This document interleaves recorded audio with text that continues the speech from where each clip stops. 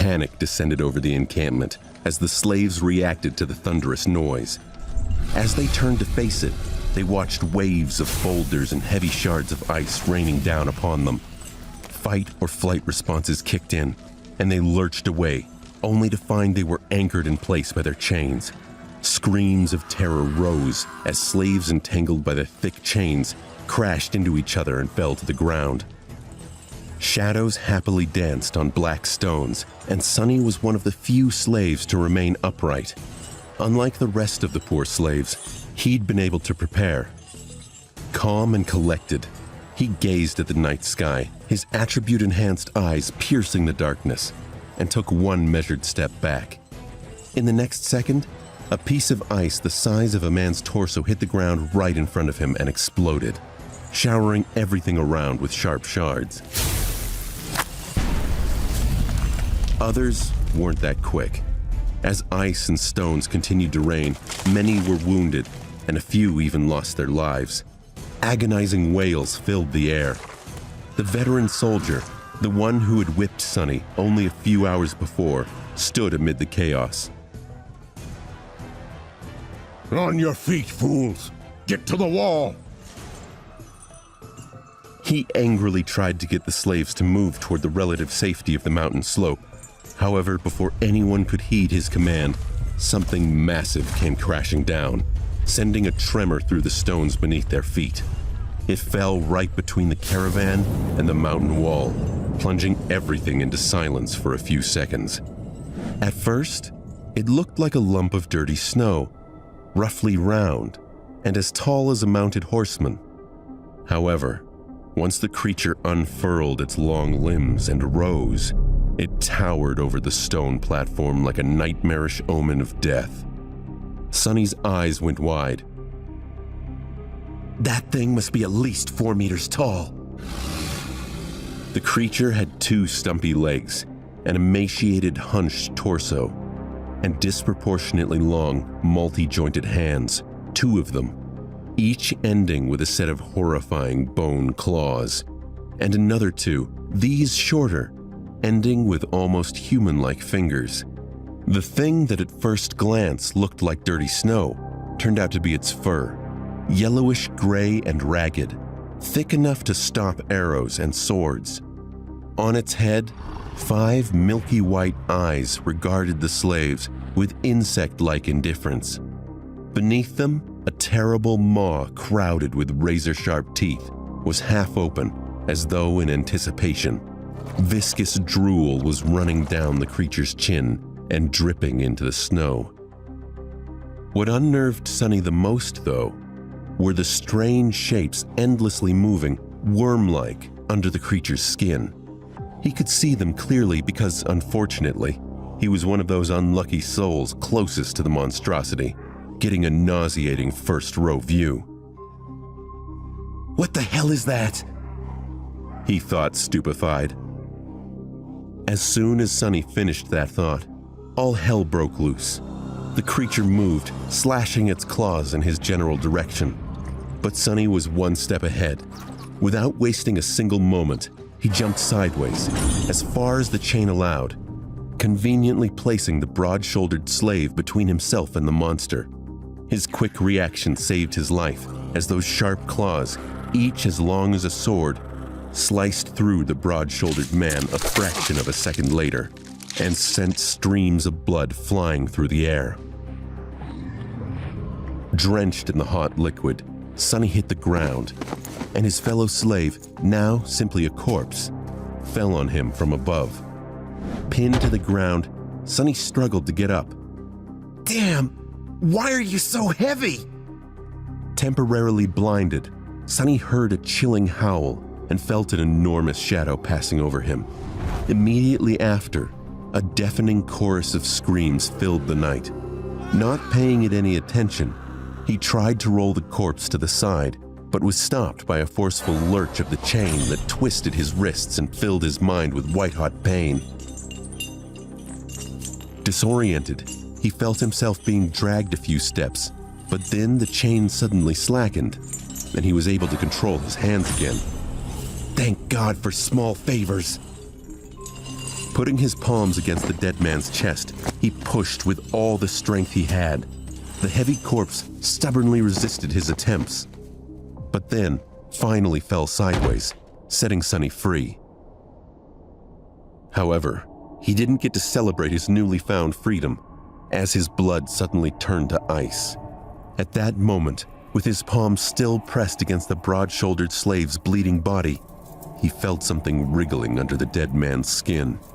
He chastised himself for thinking he was somehow even minorly victorious.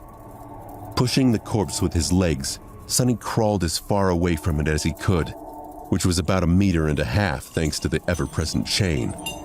He quickly glanced around, noticing a mass of dancing shadows and the silhouette of the monster rampaging amidst the screaming slaves on the opposite end of the stone platform.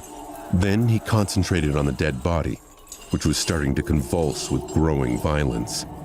On the opposite side of the corpse, the shifty slave was staring with a slackened jaw and a horrified expression on his face.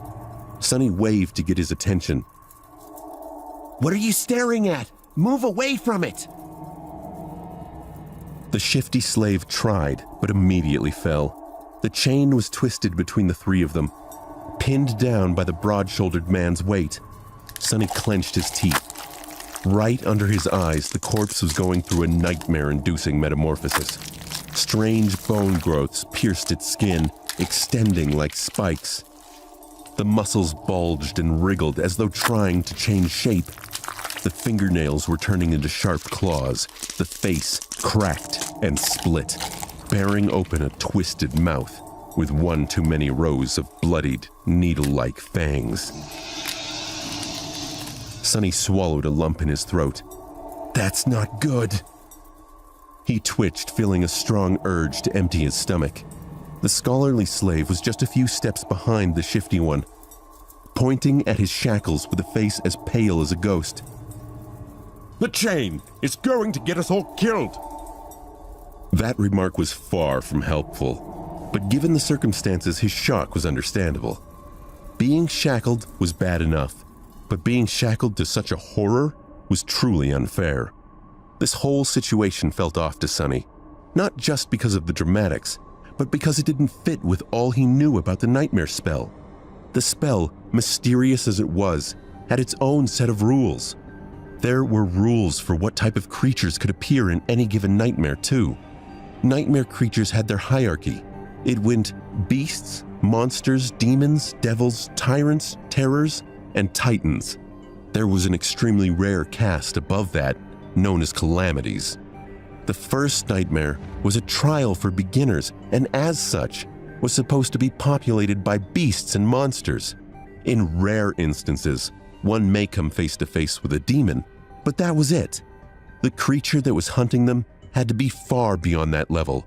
Nightmare creatures' powers increased with their level, and the skill this animal had just shown, the ability to create a lesser version of itself, was something that was only seen in tyrants and above. What was this tyrant even doing in a first nightmare? Was it because of Sonny's damned fated attribute? How many more times would this screw him over? But there was no time to ponder. Unfair or not, there was only one person now who could save Sonny. Himself.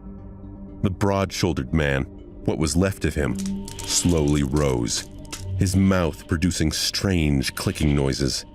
Without giving him time to fully come to his senses, Sonny cursed and jumped forward, grabbing onto the length of the slackened chain.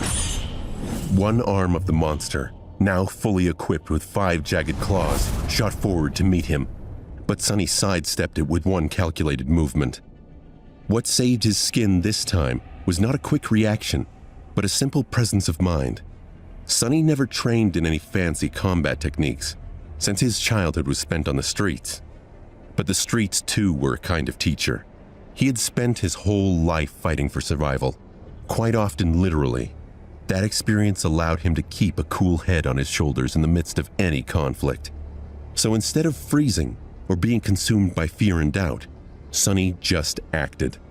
Stepping close, he threw the chain around the monster's shoulders and pulled, pinning his hands to its body.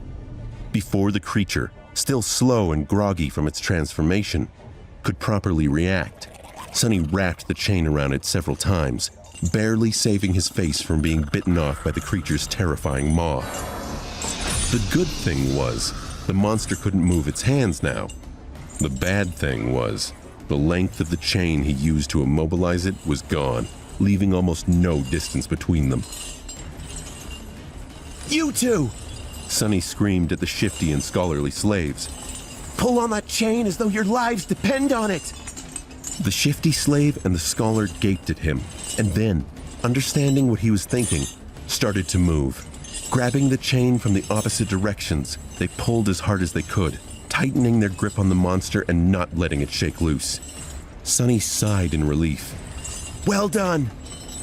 The monster bulged its muscles trying to break free. The chain creaked, caught on the bone spikes as though slowly breaking apart. The scholar frowned. Not well enough. Without wasting any more time, Sonny threw his hands in the air and caught the creature's neck with the short, thinner chain connecting his shackles. Then, he circled the monster with a quick step and pulled, ending up back to back with it, as far away from its maw as he could. Sonny knew that he wasn't strong enough to strangle a man with his bare hands, let alone a weird, terrifying mutant like the one trying to eat him. But now, using his own back as a lever, and the weight of his whole body to pull the shackles down, he at least stood a chance. He pulled down with all his might, feeling the monster's body pressing against him, bone spikes brushing against his skin. The monster continued to struggle, clicking loudly and trying to break the chain tying him down apart. Now it was just a question of what would break first, the chain or the monster itself. Die! Die, you bastard!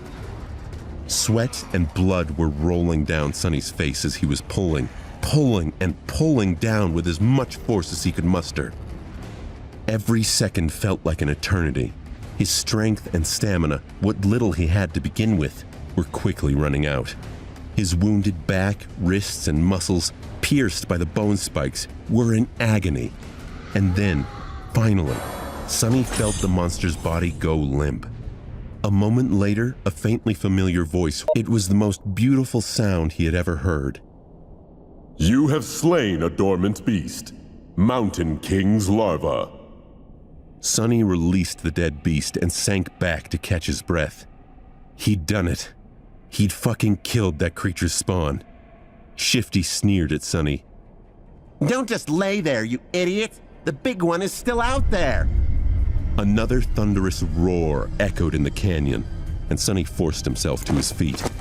There was still plenty of battle to be fought, and that monster wasn't going to care that Sonny wasn't up to it. It took all his strength to dispatch with the larva. How was he going to stand a chance against the big one?